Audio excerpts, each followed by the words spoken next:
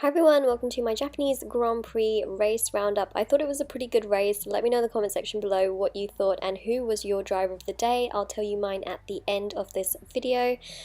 A few things to quickly mention before we get onto the race itself. Kimi Raikkonen had a 5-place grid penalty for changing the gearbox, and Pascal Wehrlein also had a 5-place grid penalty for the exact same thing. Vettel 3 places for an incident with Rosberg in Malaysia. Jenson Button got like a 35-place grid penalty. He had to change many components within the car. So he actually qualified 17th, but he started last. And also important to mention that the hard and medium tyres did perform quite similarly, and so track position was also very, very important here. And Hamilton didn't look too happy at the start, well, before the start actually, because his grid spot was very damp, and it was a lot damper than pole was, and marshals were actually trying to dry it for him. And Ferrari apparently did not like this, but he had a very bad start, and I will get onto that in a second. But as they were all sitting on the grid, ready for the start, Perez was smoking on the grid. On the start, as I mentioned, Hamilton had a very, very bad getaway. He even apologized to the team. If I see one more conspiracy theory about his start, I will karate chop someone. But he did. He put it down to himself. Rosberg was leading, Verstappen was P2, Perez, Force India P3. It was a fantastic start for them. Some very, very good battles in the race. Button did struggle on the hard tyres, but what I found very interesting was that McLaren actually switched Alonso onto the hard tyres. At this point, everybody was pitting quite early on within the race, and a really funny radio message was the one by Nico Hülkenberg on one of the Williams. It was "see you later," and I think this is it was a really funny message, mainly because there we are battling for fourth in the constructors, and so there is that nice battle going on there as well. It's not just, for the championship. Teams are battling everywhere, up and down the grid, all the way to the back of the field.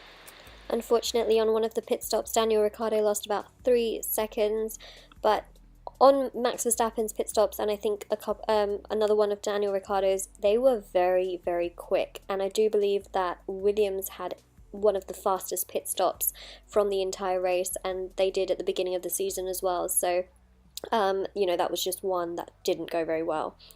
Gutierrez also spun, but he was very, very close to the Toro Rosso, almost took the Toro Rosso with him, and Jolyon Palmer made multiple moves when he was defending, and he got warned by the FIA after Romain Grosjean had complained. And one of the big talking points, I think, is the blue flag. Literally so many of the front-running cars, I think actually majority, whether it was Vettel or it was I think Rosberg or it was Raikkonen and Verstappen, they were all hit by blue flags, and it was just, you could make a completion of all of the team radio messages for blue flags, but in this race in particular, big talking point. I mean, I can see why they were frustrated, and it happened a lot, and I don't know, it's one of those things, you're either going to like it or you're not, and if you're at the front of the field, of course, it's going to affect you, and if you're in the midfield, then, you might be frustrated that you just can't get out of the way quick enough, or things like that. It's one of those things. Close to the end of the race, Max Verstappen apparently did move under braking. I didn't quite catch it, but it looked like he could have moved under braking when Lewis Hamilton was trying to overtake him.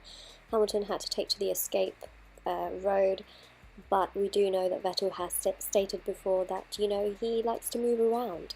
So we'll leave Kermit the Frog to debate that one. But it's not the first time he has moved under braking, and it is a very, very dangerous thing to do. I think there was one race, I forgot which one it was, typical me, but there was one with Kimi Raikkonen and himself, very, very high speed. I think it was Belgium, and that could have ended really badly.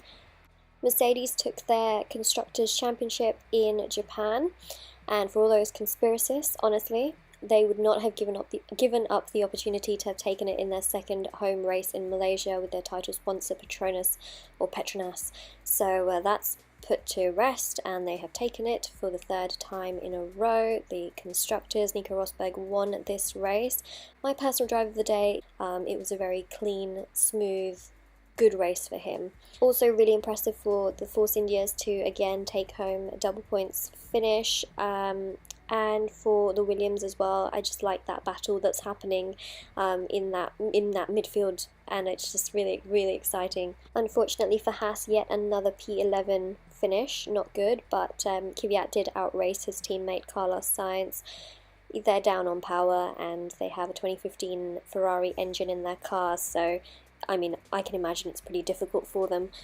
What else? I think that the Renaults did actually get in the way a little bit. So not a very good race at all for the home team in Japan for McLaren Honda. But let me know your drive of the day in the comment section below.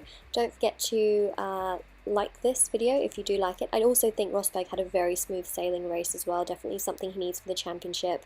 So yeah, let me know in the comment section below, drive of the day, and also what you thought about the race.